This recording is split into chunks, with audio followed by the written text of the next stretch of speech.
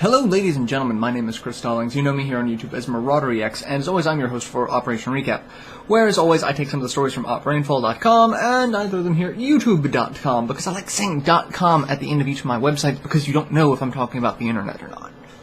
Because it's the internet. On the internet, no one knows that I'm not a human. Anyway, so, starting off this week, we've got, again, 3 stories. I like to pick 3. It's a good, nice, not round number. First off, we've got Child of Light making its way to the Vita on July 1st.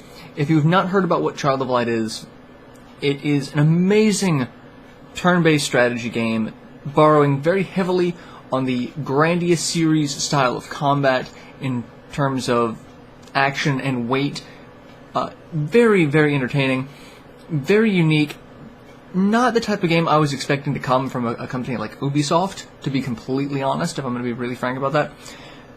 It is very stylized, very light versus dark, the color palette, the art style, it's so unique. And it came out for pretty much everything except for the Vita, which was a little bit of a buzzkill, to be honest, and no discernible reason as to why. Vita is strong enough to play it, and it's not a very graphically intensive game. But they've announced that they are going to rectify that situation, so if you are a Vita owner, July 1st you will be able to add this fantastic game to your library, if you haven't already added it to the library of another console that it's out for. Xbox 360, PS3, I even believe the Wii U, all sorts of goodness for this game. Go check it out. Just go play it. It's one that I've been losing hours in. So, fantastic. Second story for this week. Hyrule Warriors will be released in Japan this August. If you've been living under a rock and haven't seen the fact that there's going to be a Zelda Dynasty Warriors crossover title done by the Dynasty Warriors studio, I don't know what to tell you. They're making one. You'd think this is either going to be a fantastic idea or this is going to be a terrible idea. I'm not entirely sure which one it is yet. Every screenshot I see of it makes me want to play it more, and I don't know if I like that about the game or myself, or if that just makes me hate myself more. But it looks interesting. Just leave it at that.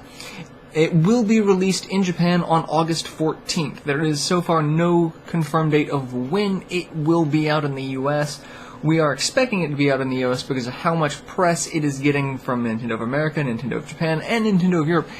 Every branch of Nintendo is talking about this game. So I really don't see that this is going to be one that just flies under the radar, only gets a Japan release, and people pretend like that's okay. No, I really feel that this is going to come out pretty much everywhere. Otherwise, they wouldn't be making such a big deal about it. But, you know, Nintendo's made that kind of decision before.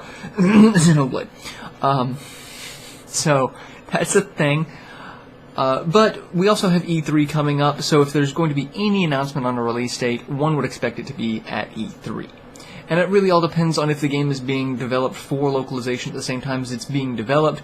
It could be just a week or 2 away, it could be a couple of months. But given that it's August 14th, it's pretty much end of summer.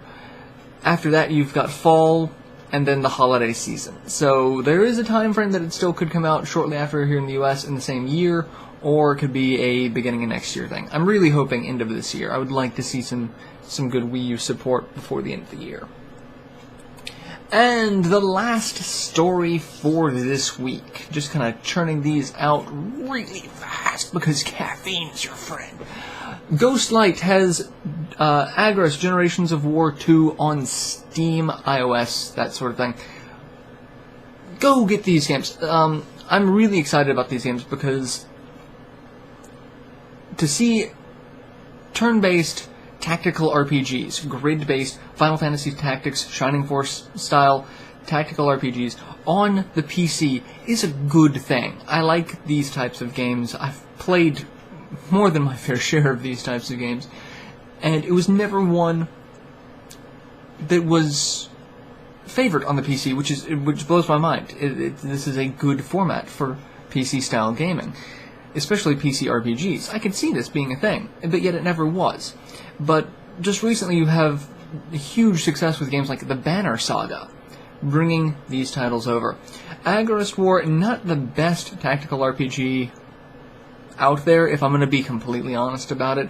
It has its ups and downs. It is also very, very fan-servicey.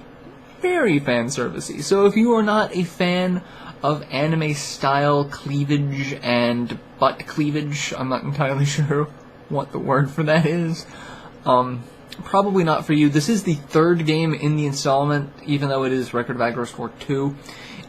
There was Agarest War 2, and then Agarest War Zero. So this is the third. I've only played the first one, so I don't know if you have to play the second one, or first one to play the second one, or Zero. All of the stories seem to be somewhat interconnected in some way, shape, or form, but I don't know how much of it relies on, do you need to play this? I would imagine not terribly much, or if there is, they're going to give you a slight crash course, since it is 2.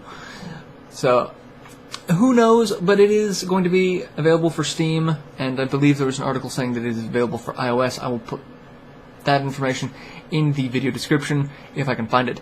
So, yeah, go play games. There's 2 games that I talked about in this. 2 of the 3 stories that I talked about are games that you just need to go play. Just go play them. Go.